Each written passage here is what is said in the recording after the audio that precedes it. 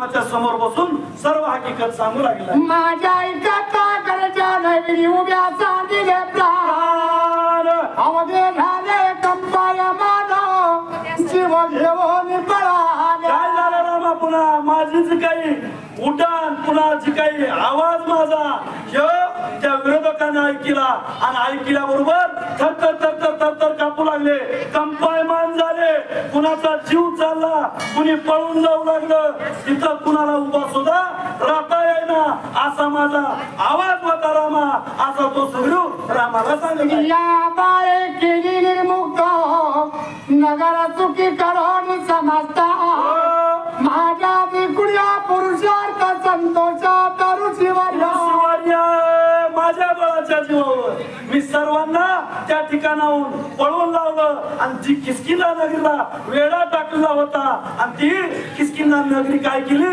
निर्मुक्त केली म्या. आणि हे माझं सोबत कुणी बघितलं? सर्व ऋषीवरांनी प्रधानांनी बघितलं आणि बघितल्यानंतर पुढं काय करू लागले? पाहते प्रधान ताम्या केले हरिवर्धन हे हर्ष चौघे जन संतोषाने सुखी केला. सगळ्यांनी मारलं, सगळ्यांनी हात लावलं आणि कुणी बघितलं? प्रधानानं बघितलं. बघितल्यानंतर इतके सुखी झाले ते, इतके सुखी झाले की माझं जगत करू लागले. अशी अवस्था आम्हा दोघा भावामध्ये घडली रामा, असा तो सुग्रीव सविस्तर त्या नामाला सांगत आहे म्हणतात. प्रभू रामचंद्र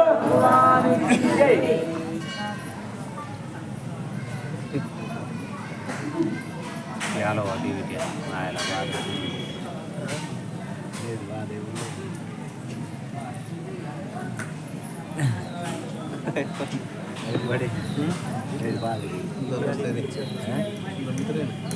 मित्र आम्हाला ओळख भेट आपण टाकत असते.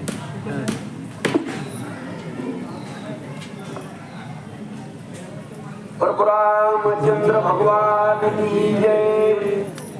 माझा पुरुषार्थ ते पण चौघे प्रधान ऋषी सज्ञान किष्किंध्याचे राज्य संपूर्ण अभिषेचन मद केले. सगळ्या श्रोते मंडळांना नमस्कार करून प्रभू तुम्ही महिषाची अमृती मी दुबळारती तसे भक्ती म्हणून बोल जरी गंगावती करी शोकारालजी जयांचे केल्या समरण होय सकळ विधेचे अधिकरण तेची बंधू श्री चरण श्री गुरूंचे ते नमस्कारो नियाता गाते स्तुती आणि पहाते चतुर विनोदी आणि दुःसिते या सकळा ते विनवणी करा विठ्ठल स्मरण. सगळ्या श्रोते मंडळीला कारण नमस्कार करून कथितांना सांगायला सुरुवात आहे. रामापाशी कारण सुग्रीव बसलेला आहे. सुग्रीव कसा सांगते वैर का लागलं? वैर लागण्याचं काय कारण? हे सविस्तर, कारण ज्याला भांडण मिटवायचंय का त्याला आज ऐकून घ्यावं लागतं. काय करावं लागतं? ज्याला मध्यस्थी करायची आहे भांडण मिटवायचं त्यानं कारण भांडण ऐकून घ्यावं लागते. आणि केल्यानंतर कारण त्याच्यावर काय शासन ठरवायचे त्याला ठरवित असते. राम विचारित होते, सुग्रीव सांगत होता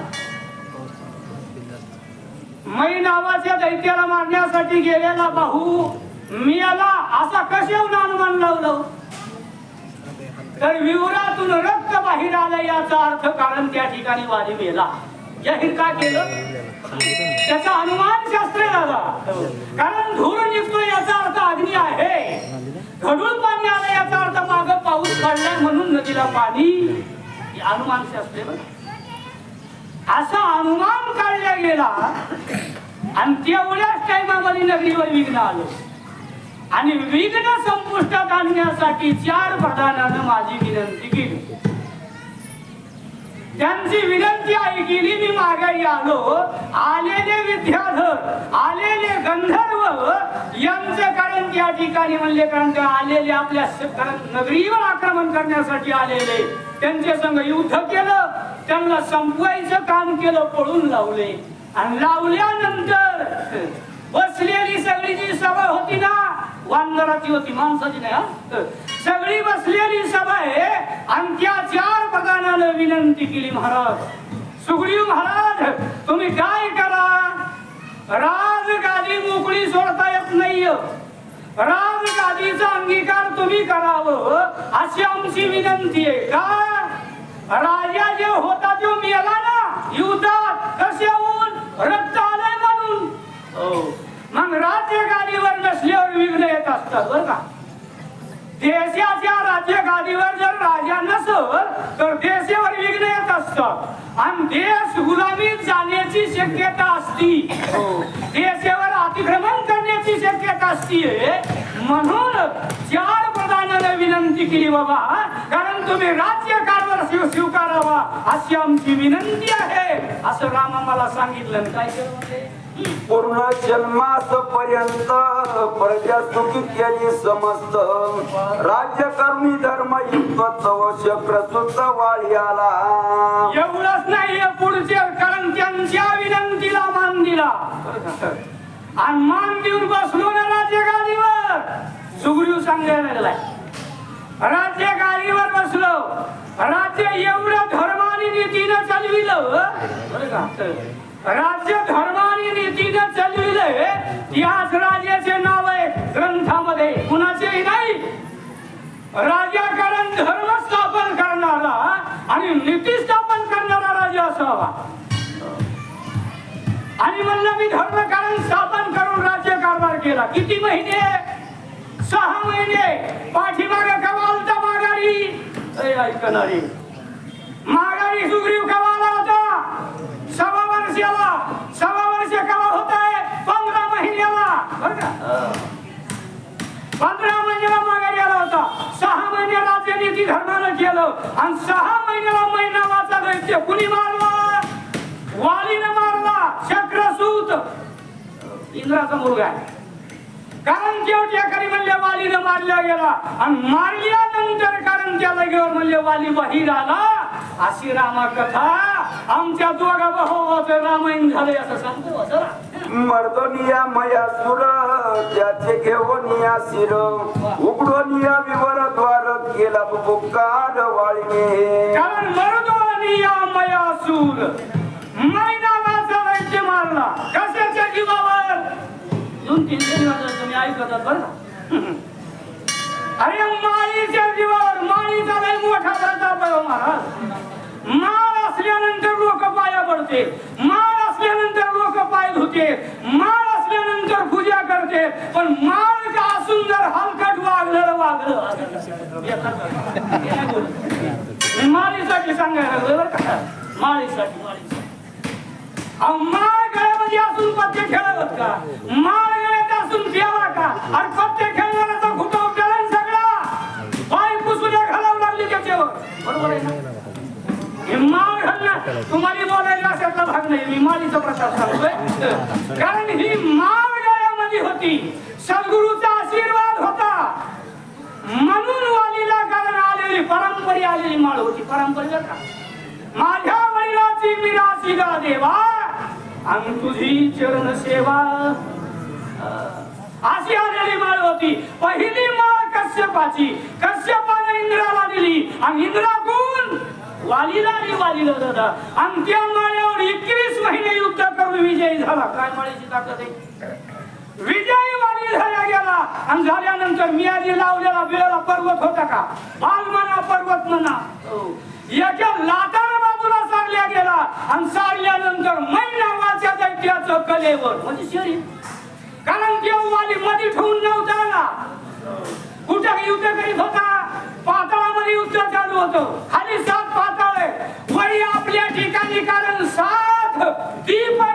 7 दीप आपण जम्बूदीपामध्ये आहे आणि त्या जागेवर म्हणले राक्षस याच्या पाताळामध्ये राहतात. त्या ठिकाणी युद्ध केलं आणि याचा कलेवर घेऊन कारण वालीवर आल्या गेला रामा. असं रामाला सविस्तर कथा ऐकून वाळीचे गर्जन मद उल्हास झाला पूर्ण. जेवी प्रेताचे पडते प्राण देवी आगमन वाळीचे. कारण ज्यावेळेस वालीवराच्या बाहेर आला व्यंकट महाराज नायकोडे आणि आर्यनंतर विजय जय जयकार राजेंद्र महाराज कोळेकर का टाकरवत. मला आनंद झाला. कशाचा? आणि एखादा माणूस मरावा आणि मिळाल्यानंतर पुन्हा जीव यावा. काय घरातलेला आनंद असेल बोला?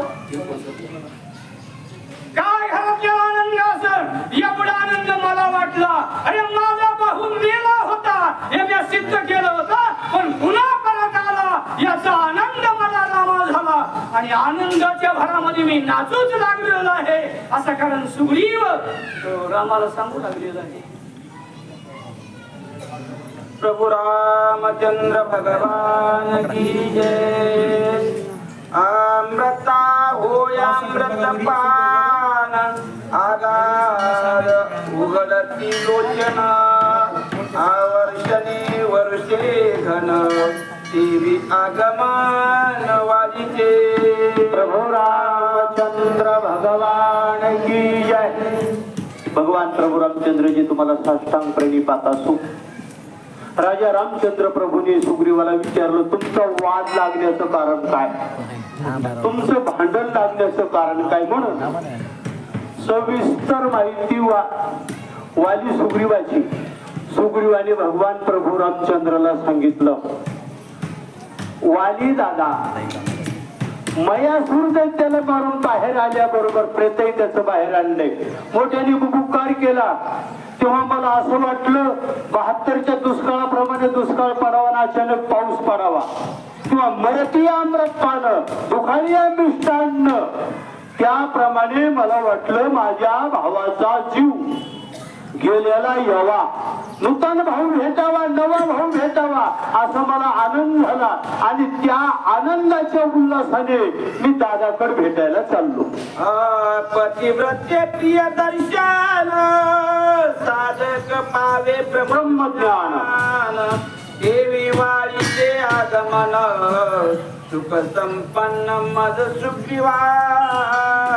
पतिव्रतेला पती भेटल्याच्या नंतर जेवढा आनंद होतो पतिव्रते जैसा भरतार प्रमाण.